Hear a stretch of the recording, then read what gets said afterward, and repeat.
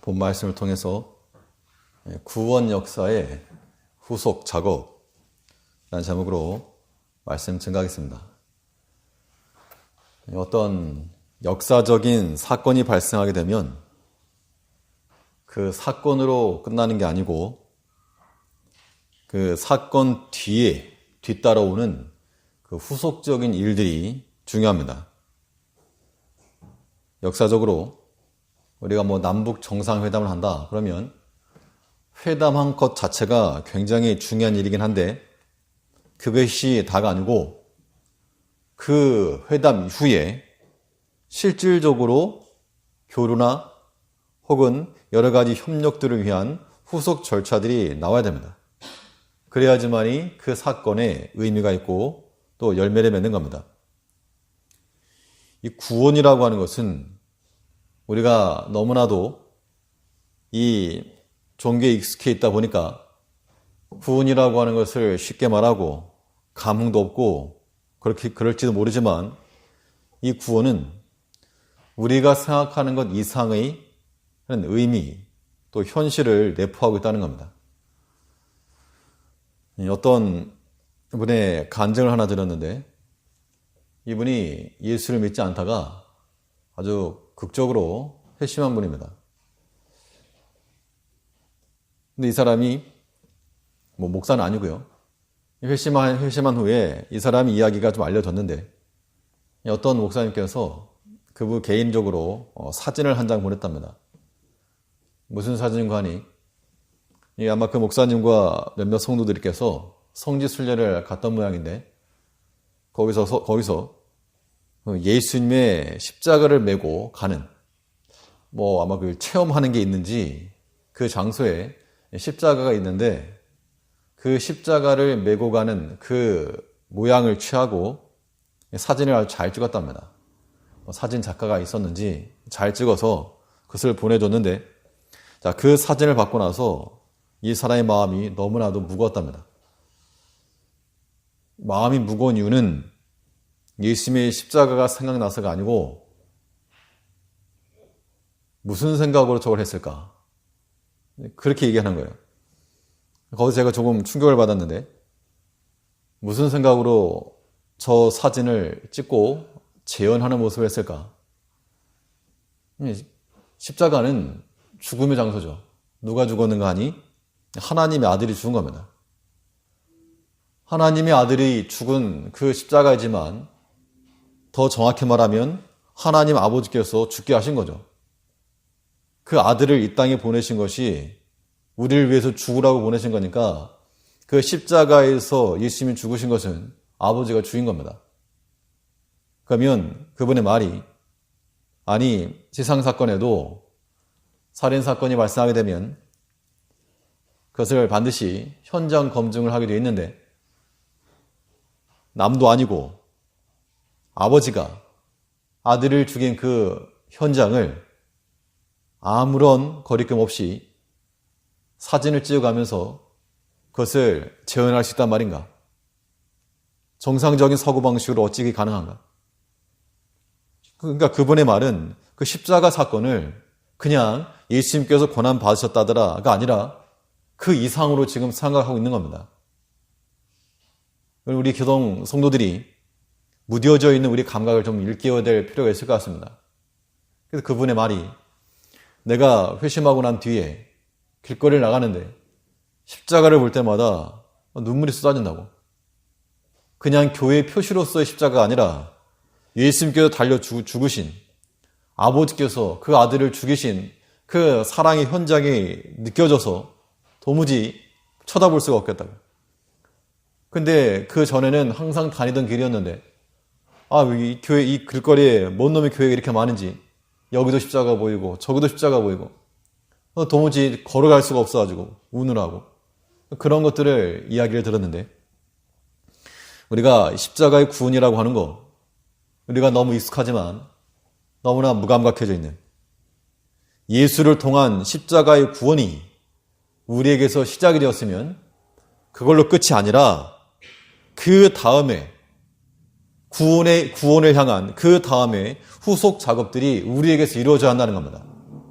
마치 죄에서부터의 해방이라고 하는 큰 물줄기를 텄으면 이제 우리 삶에서 하나하나 세밀한 물밑 작업들, 그런 실질적인 모습들이 우리 가운데 있어야 한다는 겁니다. 죄에서의 구원은 하나님의 아들께서 모든 걸 다 이루신 것이지만 이 구원을 이루어 나가는 것은 우리들에게 요구된 겁니다. 그러므로 하나님의 이 구원을 받은 우리들은 이 구원을 이루어 나가기 위하여서 그 뒤에 우리가 취해야 할 조치들, 후속 작업들이 반드시 필요하다는 겁니다. 죄에서 구원만이 구원이 아니고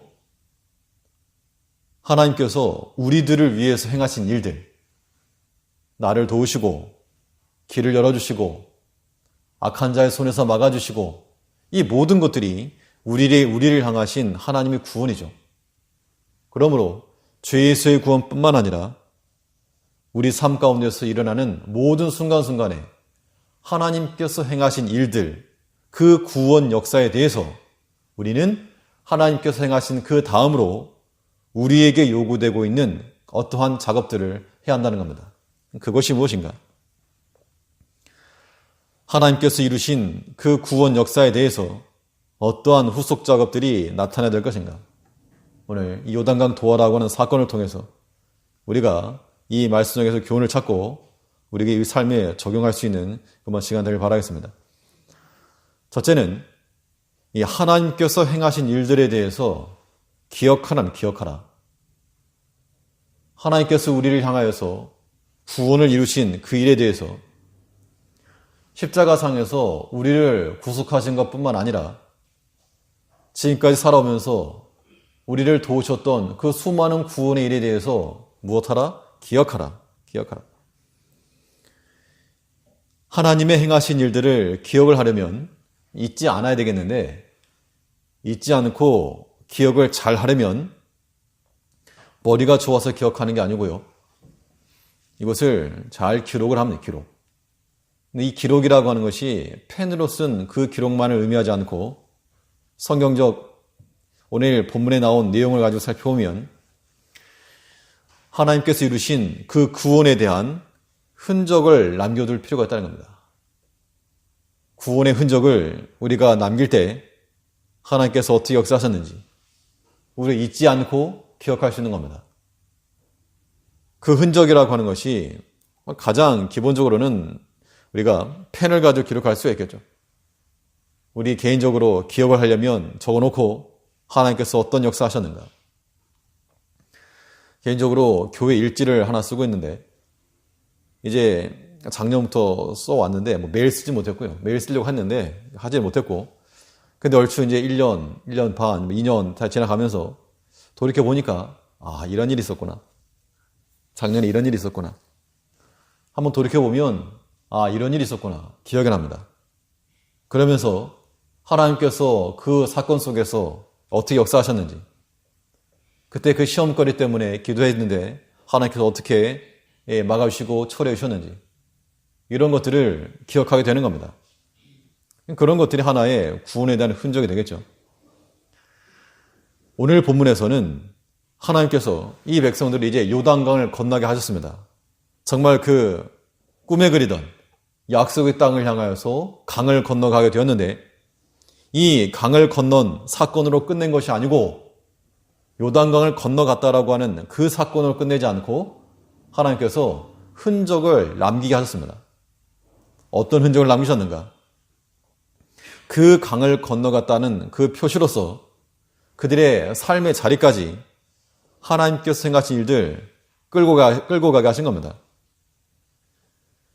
이 언약궤 속에 무엇이 들어있었는가 하면 그 당시 언약궤 속에는 항아리, 만나를 담은 항아리가 있었고 십계명 2 돌판이 있었고 또 아론의 쌍난 지팡이가 있었다 이렇게 알려지고 있습니다.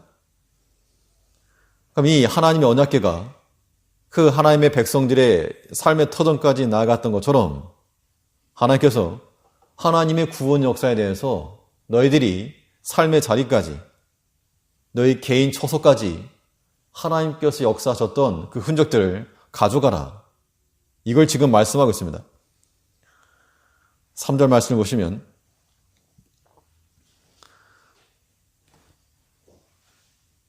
그들에게 명하 이르기를 요단 가운데 제사장들의 발이 굳게 선 그곳에서 돌 12를 취하고 그것을 가져다가 오늘 밤 너희의 유숙할 곳에 두라 하라. 1절부터 보면 요단강을 건너간 장면이 나옵니다. 다 건너갔죠. 1절에서 온 백성이 요단 건너기를 마침에 여호와께서 여호수아에게 일러 가라사대 백성이 매 지파에 한 사람씩 12사람을 택하고 그 12사람을 택해서 뭘 했는 거 아니? 너네 그 강바닥에 가서 강가에 가서 이 제사장들이 서 있는 그 근처에서 돌을 취해라. 돌을 취하는데 한 지파에 하나씩 그래서 총 12개를 취해서 너희의 유숙할 곳으로 가져가라.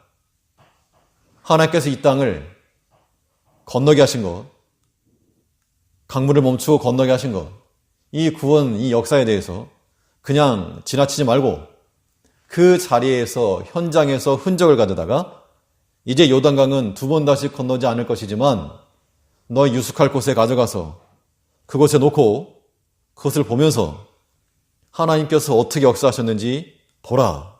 이것을 지금 말하고 있다는 겁니다. 요단강 사건은 단회적인 겁니다. 두 번 또 건넌 게 아니고 두 번 다시 일어나지 않을 일이요. 또 그들이 떠날 곳이었지만 그들이 머무는 곳까지 유숙하는 곳까지 그것을 가져가다가 그 기억을 새롭게 하고 잊지 말라.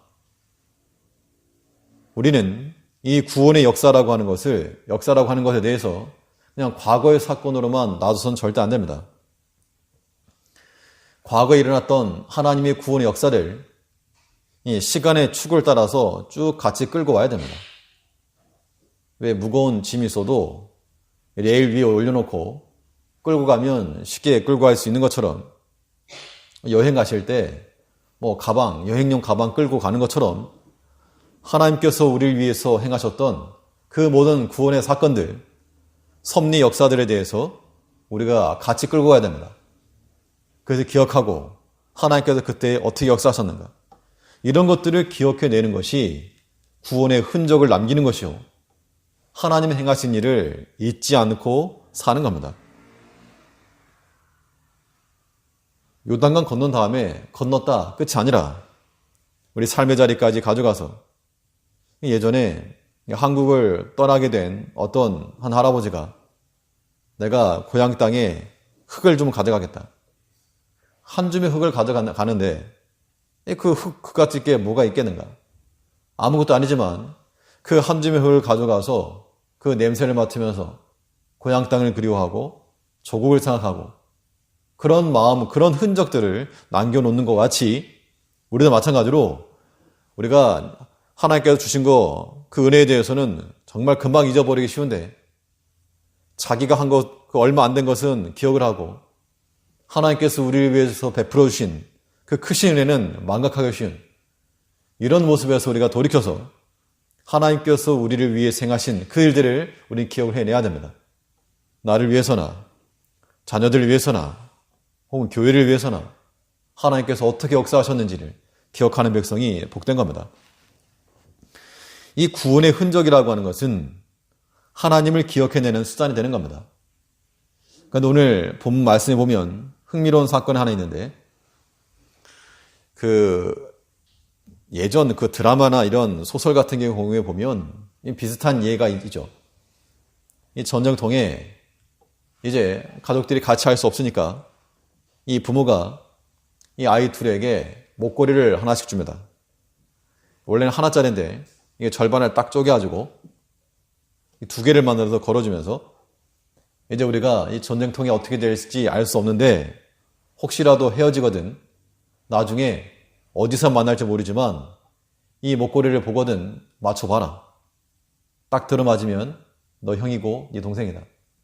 실제로 그렇게 해서 헤어졌습니다. 헤어졌다가 나중에 오랜 시간 지나서 우연찮게 어떤 만났는데 그 목걸이 이야기가 나오고 꺼내보았더니 똑같은 목걸이 딱 들어맞는다는 겁니다. 그럼 만약 그 사건이 벌어졌다면 어떤 느낌일까요? 다른 말이 필요 없죠. 감탄사밖에, 예, 그 말밖에 없다는 겁니다.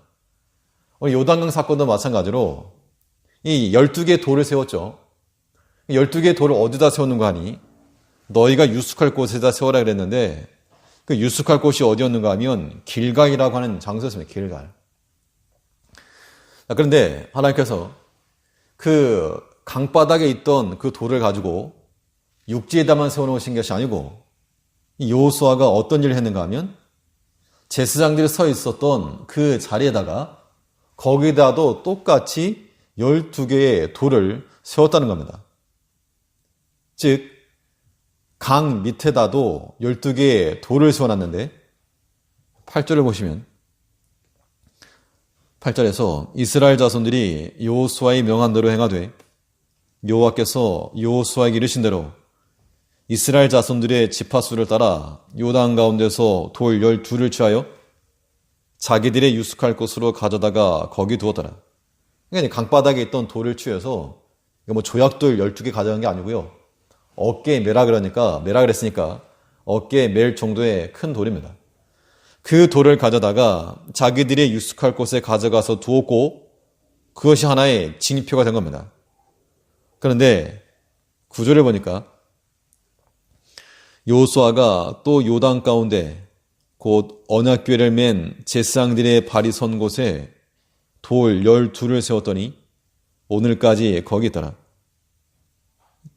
제사장들이 서 있던 곳이면 강바닥이거든요.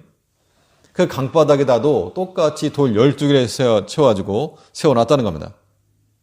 이 일을 왜 하셨는가? 이 일을 왜 했는가? 눈에 보이지 않지만 그 요단강 저 물속 들어가 보지 않은 이상 알 길이 없는데 하나님께서 행하신 그 일들을 거기에 감춰놓고 하나님께서 살게 하신 겁니다. 두 개의 목걸이가 딱 맞아 떨어지는 거죠. 우리는 하나님께서 우리를 위해서 행해 놓으신 그 구원의 사건, 그 십자가 사건을 우리 마음속에 묻어둬야 됩니다.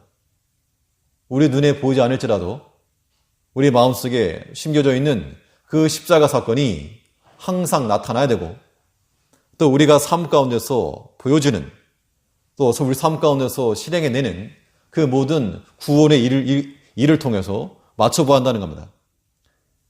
예수님과 똑같은 십자가 주고 죽어야 될 것을 말하는 게 아니고 예수님께서 이 구원을 위해서 당하신 그 고난, 이 구원을 이루기 위해서 당하셨던 그런 아픔, 눈물, 인내, 마지막까지 충성, 그런 것들을 우리가 하라는 겁니다.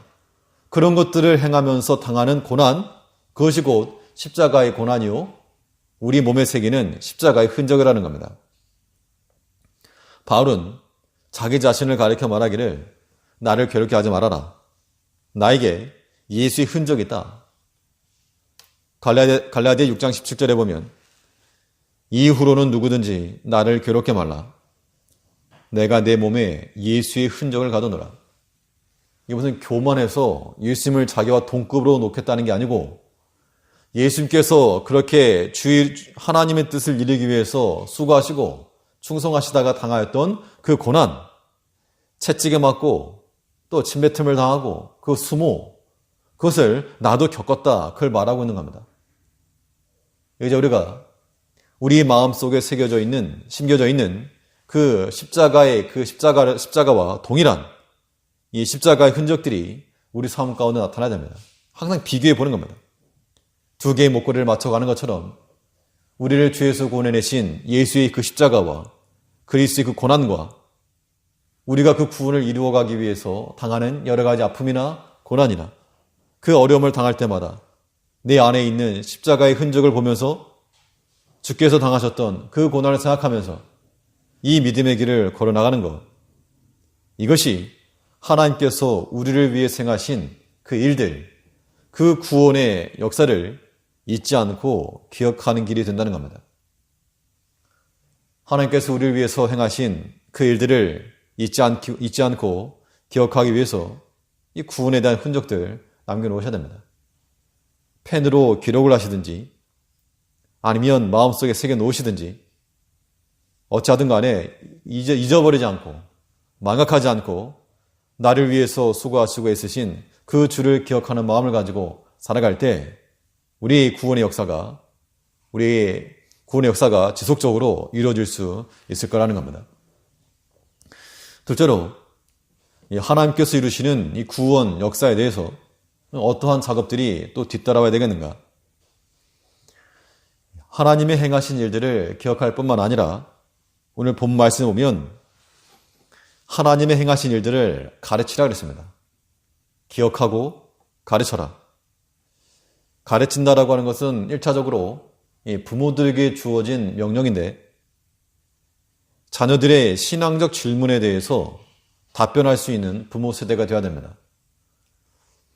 신앙적 질문이라고 하는 것이 신학적 답변 이걸 의미하지는 않습니다. 사실 모를 수 있죠. 사실 우리가 모르는 게 태반입니다. 그러나 자녀들이 신앙적 질문을 하게 되면 거기에서 부모의 신앙적 경험에 의한 답변이 나타나야지 그렇지 않으면 이 구원이 이루어지지 못하고 있는 겁니다. 오늘 본 말씀 보니까 하나님께서 이 12개의 돌을 세워놓으라 했는데 왜 세워놓으라 하셨는가? 11절에 보니까 모든 백성이 건너기를 마친 후에 여호와의 기회와 제사장들의 백성의 목전에서 건넜으며 백성이 다 건넜는데 돌을 태운 이 사건에 대해서 이 자손들이 만일 너희 자손들이 이거 왜 세웠습니까? 그걸 물어보거든 가르쳐 주어라. 6절에서 이것이 너희 중에 표징이 되리라. 후일에 너희 자손이 물어가로되 이 돌들은 무슨 뜻이냐 하거늘 그들에게 이르기를 요단물이 여호와의 언약궤 앞에서 끊어졌나니 곧 언약궤가 요단을 건널 때에 요단물이 끊어졌으므로 이 돌들이 이스라엘 자손에게 영영한 기념이 되리라 하라. 12개의 돌을 세워놓고 자녀들이 묻기를 저 뭐예요? 라고 물으면 글쎄다 라든가 그랬다더라 라든가 제3자적 입장에서 말하지 말고 명확하고 분명하고 확신에 찬 어조로 이 강이 멈췄었다. 하나님께서 이 물을 끊으시고 이 강으로 하여금 우리 백성들을 건너게 하셨다. 라고 하는 것을 전하고 가르치라고 지금 말하고 있다는 겁니다. 이러한 확신이라고 하는 것은 부모 세대에서도 필요한 겁니다. 부모가 확신이 없고 모르는데 어떻게 양육할 것인가? 우리가 이러한 가르침이 없으면 우리 다음 세대는 다른 세대가 되고 마는 겁니다. 이 요단강을 건너갔던 언약 백성들이 몇 세대가 되지 못해서 여호수아가 죽고 그 요단을 건넜던 그 체험을 했던 부모 세대들이 다 사라졌을 때 사사기에 보면 어떤 말씀이 있는가 하면 그들이 여호와를 알지 못하였더라. 그런데 더 충격적인 단어는 다른 세대가 일어나서 왜 다음 세대가 아니고 다른 세대가 일어나가지고 하나님의 언약 백성과는 전혀 다른 하나님의 언약 사상과는 전혀 관계없는 이방 사상을 가지고 이방 숭배 사상을 가지고 자기들의 하고 싶은 대로 행하던 그런 세대가 일어났다는 겁니다. 하나님이 행하셨던 일들에 대한 그 가르침이 중단돼 버리니까 하나님의 역사에 대한 그 가르침이 없어지니까 이 세대가 단절되고 말았다는 겁니다. 이 하나님의 구원에 대해서는 1차적으로 우리가 답변할 수 있어야 됩니다. 그 때문에 이 부모님들께서 부모 세대가 믿음 가운데 거해야 되는 것이 당연히 하죠. 이러한 인간관계 속에서 어떻게 해야 될까요? 이거 여러 가지 고민이 있는데 선택의 과정 속에서 믿음을 지켜야 될까요? 아니면 그냥 눈 감고 할까요? 라고 했을 때 그래 한 번만 눈 딱 감고 해라. 이렇게 할 것인지 아니면 네 인생은 하나님이 지켜주신다. 말씀 따라가라. 믿음 지켜라. 라고 말할 수 있는가? 여기에는 신앙적 결단이 필요한 것이고 용기가 필요한 겁니다. 우리는 지혜로운 듯 하면서도 어리석을 때 언제 그런 걸 보게 되는가 하면 판단하는 걸 보면 사람 참 똑똑한 것 같지만 판단하는 거 보면 항상 자기를 위해서 선택하게 되어 있고 눈에 보이는 거 조삼모사와 같은데 어리석게 육신의 것을 추구한다는 겁니다. 우리 내려놓으면 하나님께서 갑절의 은혜를 주실 건데 그걸 보지 못하고 지금 눈앞에 것 놓칠까봐 노심초사하고 그거 붙들려고 말씀과 믿음까지 버려버리고 이러니까 능력이 없는 겁니다. 이제 우리가 신앙적 교육이라고 하는 것, 물론 성경 쓰기 하는 것도 좋고 다 중요하지만 무엇보다 부모의 확신 가운데 가르치고 전해줘야 됩니다. 물론 이 자녀 교육이라고 하는 것은 누구도 장담할 수 없죠. 다른 자녀들에 대해서는 뭐 말을 잘해도 정작 본인 자신에 대해서는 제대로 못한 경우가 많은데 우리가 성경적 증거를 따라서 그 자녀들이 묻기를 아버지 저거 뭡니까? 무슨 뜻입니까? 묻거든 너희는 대답해 주어라. 신앙적 질문에 대해서 모른다 말하지 말고 물론 신학적 답변을 기대하는 게 아니고 신앙적으로 답변해 주어라. 신학적으로 알지 못해도 내가 믿는 하나님이 나의 섬기는 하나님이 지금까지 나를 도우셨던 하나님이 이렇게 역사에 오셨다라고 하는 신앙적 답변은 충분히 할 수 있다는 겁니다. 그런 것들이 우리 다음 세대까지 이어져 갈 수 있도록 하나님 행하신 일들을 부지런히 가르치며 보여주며 가르쳐줘야 됩니다. 제3자적 입장에서가 아니라 제1차의 목격자가 되어서 생생한 증언자가 되어서 증거할 때 그 구원의 일들이 전수가 되는 겁니다. 이 신앙적 질문만이 아니라 지금 오늘 본문에서는 저거 무슨 뜻입니까? 아버지 저거 뭐예요? 라고 물어보면 답해 주라는 것이고 또 물어보지 않았어도 이 자녀들이 물어보지 않아도 너희 부모 세대는 자녀들에 대해서 우리를 위해서 구원을 베푸신 하나님의 은혜와 그 사랑과 그 능력을 설명하고 증거하라. 이것이 우리 부모 세대에 주어진 책임입니다. 큰 사명입니다. 그래서 우리는 자녀들이 볼 수 있는 그 자리에 하나님을 증거할 수 있는 징표들을 세워놔야 됩니다. 우리 자녀들의 눈앞에 책만 있고 TV만 있고 인터넷만 있고 이래버리면 그 아이들은 소망이 없을 겁니다. 아이들의 눈높이에 책은 책이라도 성경책이 있고 하나님의 말씀이 있고 또 부모가 전해준 신앙적 교훈이 있고 그런 스토리들이 있을 때 그 자녀들이 반드시 하나님께로 돌아올 가능성이 있는 겁니다. 그러니까 믿지 않는 사람 가운데 회심하더라도 그냥 회심하는 경우가 없고 반드시 하나님의 말씀을 접하는 그 통로가 있다는 겁니다. 어떤 루트를 통해서라도 내가 기독교를 반대하기 위해서 성경을 읽었든지 아니면 예전에 들었던지 아무튼 하나님 말씀과의 접촉이 있어야지만이 그것이 계기가 되어서 주께로 돌아가는 겁니다. 우리 자녀들에게 우리 다음 세대에 그래서 하나님 말씀 들려줘야 되고 성경을 가르쳐야 되고 또 우리가 부모로서 앞서 경험한 자로서의 경험을 들려줘야 됩니다. 예전에 하나님께서 이렇게 역사하셨다더라. 그럼 사실은 우리가 성경 내용 기억 안 나도 그런 이야기들이 기억이 남겠죠. 이것이 그 민족을 강하게 만드는 겁니다. 우리 자녀들이 다른 세대가 되지 아니하도록 우리 부모가 먼저 경험하고 체험한 그 하나님을 증거하여 하나님의 이 구원의 역사가 우리뿐만 아니라 그 다음 세대까지 이어져 나갈 수 있도록 그러한 역할들을 해나가는 것이 이 구원 사건 뒤에 우리가 감당해야 될 후속 작업들이라고 하는 겁니다. 하나님이 행하신 일들을 기억할 것이요 또 힘써 가르쳐야 됩니다. 셋째로 하나님께서 이루시는 이 구원 역사에 대해서 어떠한 작업들이 뒤따라 되겠는가? 셋째는 이 하나님의 행하신 일들을 따라하라는 겁니다. 따라하라는 얘기는 실천하고 행동하라 그 이야기인데 무엇을 따라할 것인가? 오늘 본문에 보면 두 부류의 사람이 나오는데 먼저는 이 제사장들의 모습입니다. 이 제사장들이 하나님께서 이루시는 요단을 건너가게 하는 이 구원 사역에 있어서 구원 역사에 있어서 어떤 모습을 따랐는가? 가장 마지막까지 그 자리를 지켜냈다는 겁니다. 그러므로 우리는 구원을 이루기 위해서 끝까지 인내하고 충성하는 그 본을 따라가야 됩니다. 예수님께서 하나님 아버지의 뜻을 따라 십자가의 고난에 지실 때 우리의 구원을 이루시기 위해서 그 고난의 잔을 마다하지 않으시고 죽기까지 충성하신 것처럼 우리가 주의 이 구원의 일을 감당한다 할 때에도 눈에 보이는 요행으로 하는 것이 아니라 인내심을 가지고 죽기까지 끝까지 충성하는, 마지막까지 그 자리를 지켜낼 줄 아는 우리가 되어야 됩니다.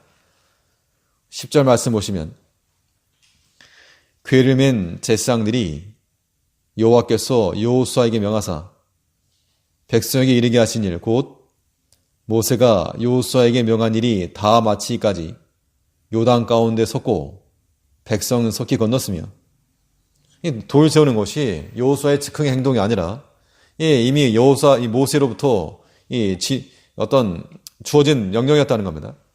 이 모든 것이 다 마칠 때까지 제사장들이 그 요단 가운데 서 있었다는 겁니다. 11절에서는 모든 백성이 건너기를 마친 후에 여호와의 궤와 제사장들이 백성의 목전에서 건넜으며, 백성들이 다 건넌 후에 이 제사장이 이제 건넜다는 겁니다.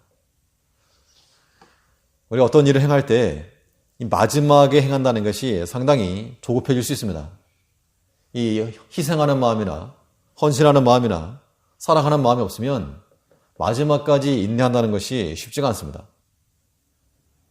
예를 들어 차를 타야 되겠는데 저게 막차입니다. 막차인데 타야 되는데 앞에 사람이 많이 있습니다. 그러면 나 못하면 어떡하지? 나 못하면 어떡하지? 이런 불안 심리가 있다 그런다면 뭐 눈치 볼 것도 없고 그냥 끼어들게 하든지 밀쳐내든지 새치기를 하든지 그럴 것인데, 끝까지 남다는 거, 내가 비록 못타도 내가 밀어주마, 다 탈 때까지 뒤에서 기다려준다는 거, 그것은 인내와 헌신과 충성과 사랑하는 마음이 없으면 불가하다는 겁니다. 음식을 먹을 때도 마찬가지죠. 이 부모님들이 자녀들이 있을 때 저 애가 내 것까지 다 먹으면 어떡하지? 이런 마음에 먼저 먹는 그런 부모 없겠죠. 나는 못 먹어도 좋으니 너네 먼저 먹어라. 이 자녀를 먼저 챙기는 것이 부모의 심정인 겁니다. 우리가 하나님께서 우리를 구원하실 때 자신의 아들을 죽여서 우리를 구원하신 하나님이 마지막까지 인내하신 거죠. 너네 다 타라. 너희 먼저 다 가거라.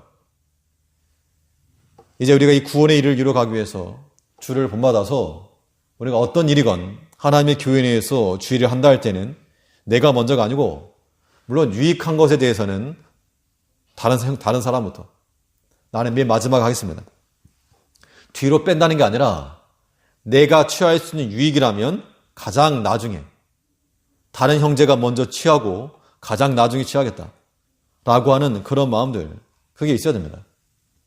자기 배부터 채우고 자기 목부터 채우는 것이 아니고, 우리는 자기 유익을 앞세우는 것이 아니라 주께 받은 사명을 먼저 앞세우고 그 사명을 위해서 가장 마지막까지 헌신할 줄 아는 그런 모습이 필요한 겁니다. 교회에서 가장 마지막까지, 또 모든 일에 가장 마지막까지 남아서 다 정리하고 돌아갈 줄 아는 그 사람이 사실 가장 큰 겁니다. 주인이 남는 거죠. 주인이 마지막까지는. 우리가 하나님의 일을 할 때 손님과 같지 않고 하나님의 아들이니까 우리는 주인과 같은 마음을 가지고 주의를 감당하고자 할 때 끝나면 제일 1번으로 나가고 이러지 말고 마지막까지 남아서 주의를 감당할 줄 아는, 끝까지 인내하고 충성하는 본, 이것이 하나님께서 우리를 위해서 이루신 그 구원을 이루어가는, 본받아가는 일이 되는 겁니다. 뿐만 아니라 이 구원을 이루기 위해서 끝까지 인내하고 충성하는 본을 따를 뿐만 아니라 또 우리가 앞장서 행할 때는 구원을 이루기 위해서 앞장서 나서는 본도 필요한 겁니다. 자기의 유익을 위해서는 가장 끝에까지 남고 충성하고 봉사하고 형제를 세워나가는 일에서는 뒤로 빼는 게 아니라 먼저 나서는 그러한 본이 필요하다는 겁니다. 누군가가 마지막까지 남아야 된다면 누군가는 선두에 서야 되겠는데, 선두에 서야 될 일이 있을 때 이 핑계 저 핑계 되면 이거 누가 합니까? 선두에 서는 사람도 있어야 됩니다. 오늘 본문에 보면 이 요단강을 건너가서 여리고에서의 전투가 벌어질 것인데, 이거 무슨 강구경 하려고 걷는 게 아니고 전투로 가는 전투로. 이 싸움에서 누가 먼저 싸울 것인가? 여기 앞장서 나갔던 사람들이 있었다는 겁니다. 12절을 보면 르우벤 자손과 갓 자손과 므낫세 반지파는 모세가 그들에게 이른 것 같이 무장하고 이스라엘 자손들보다 앞서 건너갔으니 4만 명가량이라. 무장하고 여호와 앞에 건너가서 싸우려고 여리고 평지에 이르니라. 이 므낫세 지파, 르우벤 지파와 갓 지파와 므낫세 절반, 이 두 지파 반인데 그들이 왜 먼저 나갔는가 하면 신명기에 나온 것처럼 그들이 모세에게 와서 요구하기를 우리는 자식들도 많고 양떼들도 많아가지고 요단강 건너기 힘듭니다. 우리는 그냥 요단강 건너지 않고 요단강 동편에서 땅을 얻겠습니다. 그랬더니 그러면 다른 형제들은 가지고 전투하고 싸워야 되는데 그 너희만 빠지면 어떡하느냐 했더니 우리가 만일 우리 여기를 땅을 기업으로 주면 우리 처자들은 남고 우리 장정들은 가서 선대가 싸우겠습니다. 그 약속을 한 거죠. 그 약속을 모른 척 입 싹 닦아버린 게 아니고 그걸 실행에 옮긴 겁니다. 그래서 앞장서서 싸우려고 4만 명가량이 나왔다 그랬죠. 13절에 있는 것처럼 4만 명가량이라 무장하고 여호와 앞에 건너가서 싸우려고 여리고 평지에 이르니라. 그러니까 제사장들은 다른 형제들이 백성들이 다 지나갈 때까지 가장 마지막 자리에까지 남았고 이 두 지파 절반은 형제들보다 먼저 나가서 싸우려고 서서 이 사기를 북돋워 주었다는 겁니다. 이것이 구원을 이루어나가는 자세입니다. 예수님께서 우리의 구원을 이루기 위해서 가장 마지막까지 끝까지 인내하고 참으셨고 또 이 죄의 결박에서부터 해방을 위해서 가장 앞장 자리 앞에 서서 우리를 구원해 주셨다는 겁니다. 하나님께서 우리에게 이루신 구원의 일들을 이뤄가기 위해서 우리가 끝까지 남아서 충성할 본을 본받고 또 앞장서서 선두에 서서 일할 줄 아는 그 본을 따라가야 됩니다. 구원이라고 하는 것은 우리가 행한 것 없이 하나님께서 거두신 선물입니다. 그러나 그 구원 사건은 그 자체로 끝나지 않고 우리에게 요구되고 있는 일들이 있는데 우리 삶에서 실현하고 재현해내야 됩니다. 하나님께서 우리를 위해 생각하신 일들을 흔적을 남겨놓고 기억을 하고 돌이켜보면서 그거 보면서 기억을 할 것이요. 또 이 다음 세대에 가르치고 이 하나님의 구원을 이루기 위해서 충성할 때는 늦게까지 또 앞장서 봉사할 때는 앞장서서 이 구원의 일을 하나님께서 이루신 그 일들을 따라 행할 줄 아는 우리가 되어야 한다는 겁니다. 아무쪼록 이 구원의 역사에 있어서 우리가 남과 같이 팔짱 끼고 구경하는 것이 아니라 하나님께서 이루신 그 구원의 일에 대해서 힘써서 그 구원을 완성해 나갈 수 있는 우리 모든 성도님들 되시길 바라겠습니다. 예, 기도하겠습니다.